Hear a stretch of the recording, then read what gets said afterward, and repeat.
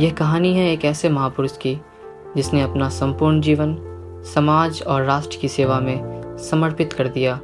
यह कहानी है लोकनायक जयप्रकाश नारायण की, वह नेता जिसने सत्य, अहिंसा और सामाजिक न्याय के मूल्यों के साथ देश को एक नई दिशा दी।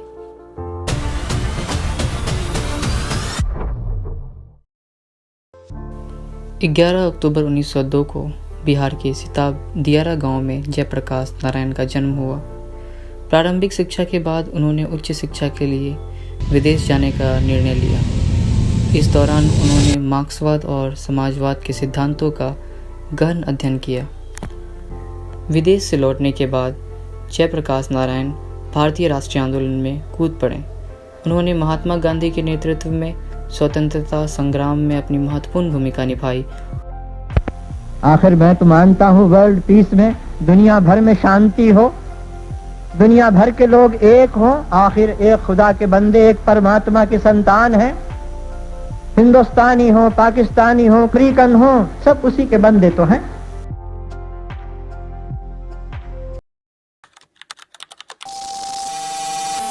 President has proclaimed emergency.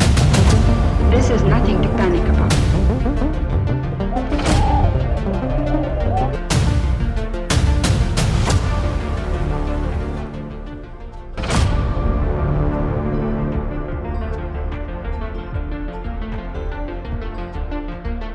है मित्रों और संपूर्ण क्रांति। Darkest period in India's history. एक ऐसा काला दिन। अगर ये वास्तविक हो, अगर ये सत्य हो, तो फिर हर पार्टी का ये कर्तव्य है अपनी कुर्सी, अपनी सत्ता, अपना स्वार्थ का ख्याल नहीं करके ये जनता की जो शक्ति, जनता की जो रचना नीचे से हो रही है नए भारत की, उसमें सहकार करना, उसमें मदद करना है।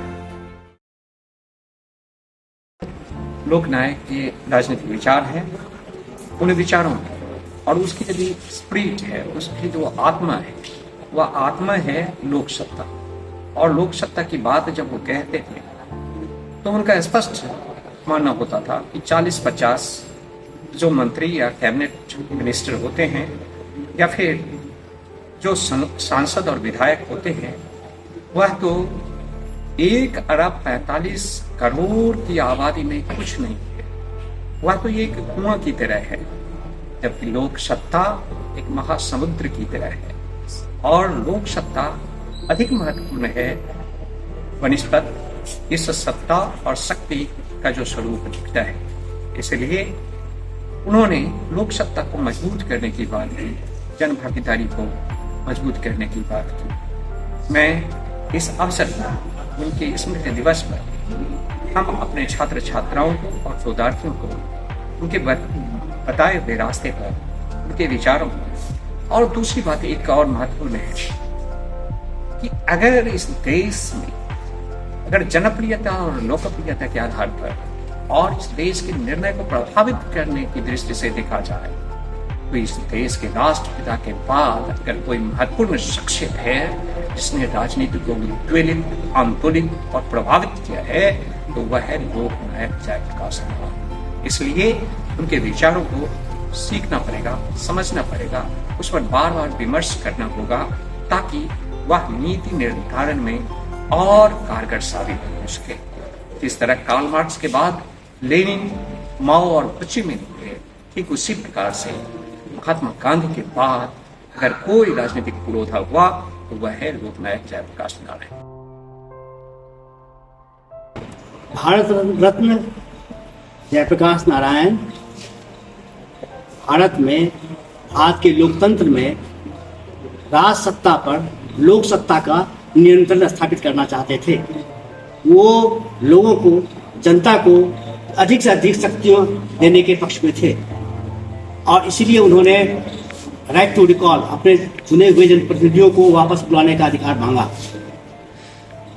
इसके साथ ही वो People's Union for Civil Liberties के संस्थापक थे। People's Union for Democratic Rights के समर्थक थे। उसका संगठन का स्थापना भी उन्होंने किया और उन्होंने लोकतंत्र में जनता की सहभागिता, जनता की भागीदारी और जनता की सशक्तिकरण पर अत्यधिक बल दिया और इस तरह से हमारी प्रजातंत्र को मजबूत करने में उनका अभूतपूर्व योग था। धन्यवाद। 8 अक्टूबर 1979 को जयप्रकाश नारायण का निधन हो गया, लेकिन उनकी विचारधारा और उनके संघर्ष आज भी भारतीय समाज के लिए प्रेरणा स्रोत बने हुए हैं। लोकनायक जेपी का जीवन हमें सिखाता है कि सच्ची सेवा वही है जो समाज और राष्ट्र की सेवा में